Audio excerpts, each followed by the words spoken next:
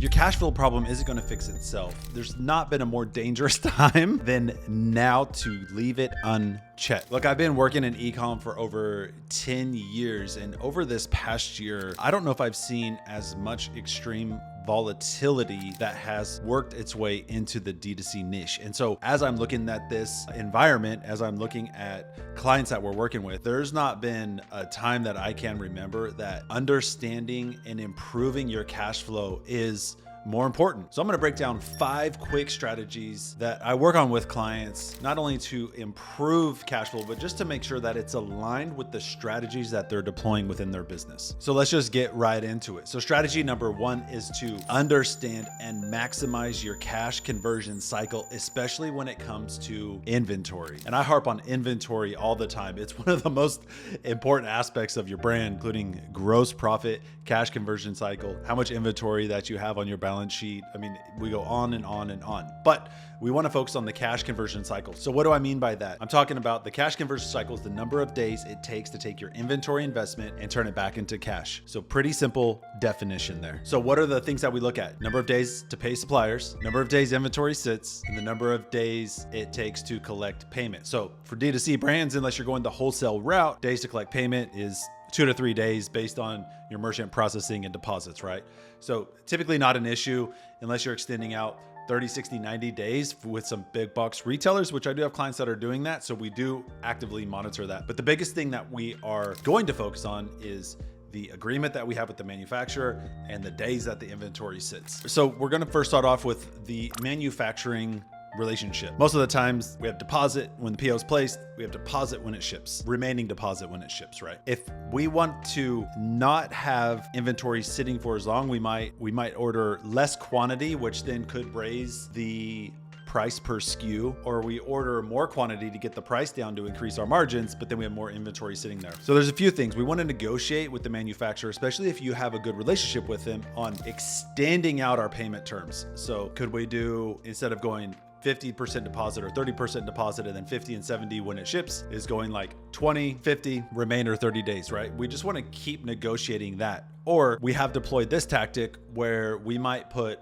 20% down or 10% down, order a larger volume, but then we don't take that all at once. Is we pay the remainder and we'll take it and break it into 5 incremental shipments so that we don't have as much inventory sitting in our warehouse. We might have a little bit higher deposit that is paid out, but we don't have to take it all at once. So it's still preserving our cash flow. We're still ordering larger quantities. Our costs are lower, so our margins are bigger and improving our profitability. That tactic helped us with 2 things. It helped our negotiation with our manufacturer and the amount of time that inventory was sitting there, because we're not getting this glut of inventory at once. So just let's walk through this. So we put 20% down, say we order 1,000 pieces. We're going to take the first 200, pay the remainder 80%. We still have 800 pieces sitting there. So as we're getting close to those pieces being sold out, then we have the other, another 200 shipped, and then we pay that 80%. So it's preserving our cash flow. It's lowering our lead time for ordering because they're already manufactured and they're sitting at their warehouse ready to deploy and ship to us. I really like that model that I've worked with several clients on because it creates flexibility, conserves cash flow, and still maintains higher margins by ordering larger quantities per PO. Strategy number 2 is implement the forecasting triangle. Now, we're not going to get Illuminati on you. I'm not going to throw up a triangle. We might put Jay-Z up here or Beyonce on this side, but it's a triangle. And so what do I mean by the forecasting triangle? So we start at the top. We want sales forecast, inventory requirements to meet the sales forecast demand. Then we come over here to cash flow projection. So the biggest thing that we are working on here is cash flow out for the inventory. All the other, we're going to have our sales forecast. And when you get into your sales forecast, you want to go a level deeper and break it down by first time versus returning customers, because then you can get your customer acquisition costs, your ad spend costs, your shipping, your merchant fees. You can start breaking that all down in terms of your cash outlay. Then you have your overhead. That triangle is important to understand your sales forecast, inventory to meet those demands, and what does that mean for your cash flow. So again, start playing with this, start implementing it. Go 2 to 3 months out. How close are you on your projections and your forecast? But you need to have a roadmap to understand if you're on target or if you're not. And if you're not, what does that mean? And what strategic decisions do you need to make now before it's too late. Okay, strategy 3 is optimize your customer acquisition payback period. Whew, I love this one. This is one of the things that can tremendously break a D2C brand or scale them beyond what they thought was capable. So a lot of times brand owners will think that we need to be profitable on the first acquisition. And I always say that depends. It depends on your customer lifetime value, your customer repurchase rate, depends on how aggressive you can get with ad spend, depends on your margins, right? So what do I mean by optimize your customer acquisition cost payback period? Is understand where you're currently at. So you're investing in new customers each month. How long does it take them to break even in the investment you made in your ad spend? What we need to understand is our customer lifetime value and our contribution profit based off of that. See, customer lifetime value is a vanity metric. You still have to pay for COGS, shipping, and merchant fees on every single order that goes out.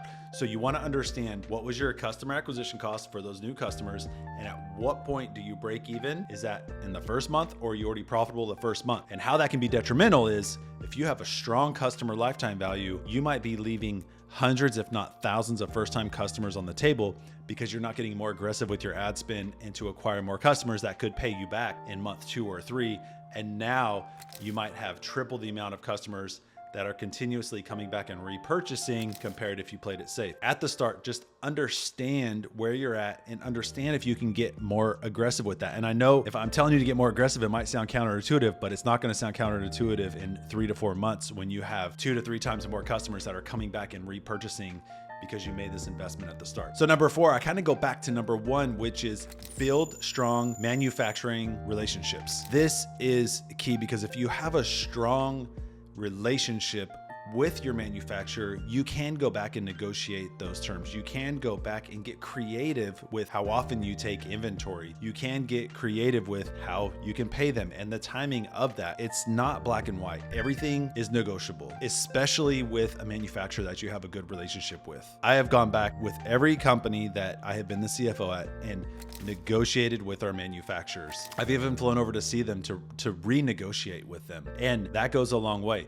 So what I mean by have a solid relationship is they're running a business just like you're running a business. They need to make profit just like you need to make profit.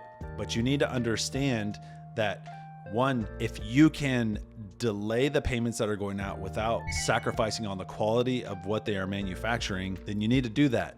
Right? When we're talking about the cash flow game, most of it becomes about timing, the timing of cash in versus the timing of cash out. And so we want to push the cash out as far back as possible and get that cash coming in as quickly as possible. So go back to your manufacturers, and it could be negotiating on the price per SKU. Because if you can get better margins, that's going to improve your cash flow and your cash out, right? It could be the terms.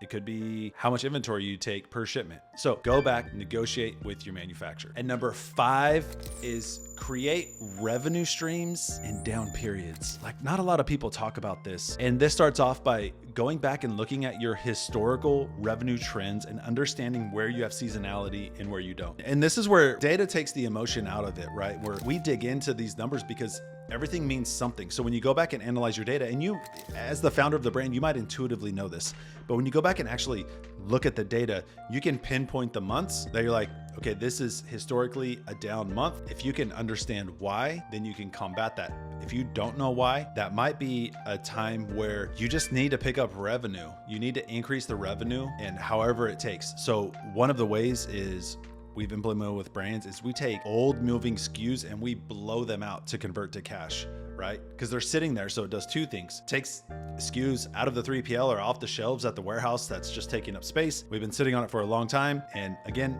affecting your cash conversion cycle on inventory because it's just sitting there, not converting to cash. So that's what we want to do, is convert that to cash as soon as possible. Another way is if you have a consumable product, is getting more people on a subscription and getting creative with that, where we don't have these ebbs and flows of revenue, where we're creating a channel, a sales channel that is much more consistent and growing through time. Another way that we have implemented is pre-sales. So we launch new products, new SKUs, and we might pre-sell it before we actually have it. And that does 2 things.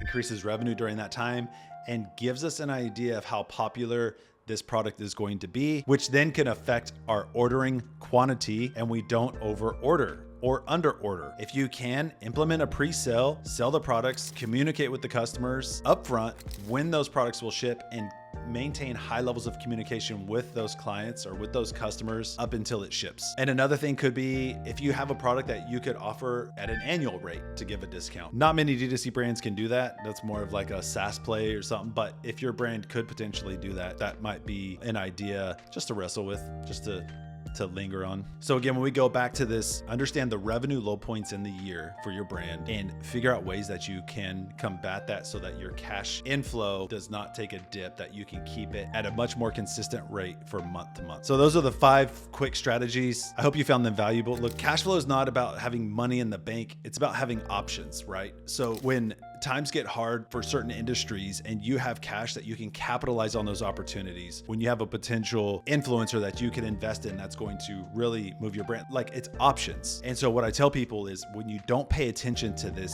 and you are having cash flow constraints, your options get taken away. So for example, when we talked about the triangle forecast, if you have that deployed and you could see that we're not hitting our targets, that we're not going to be able to make payroll in 4 months, maybe you have to let people go now so that you could extend the time frame of giving you more options.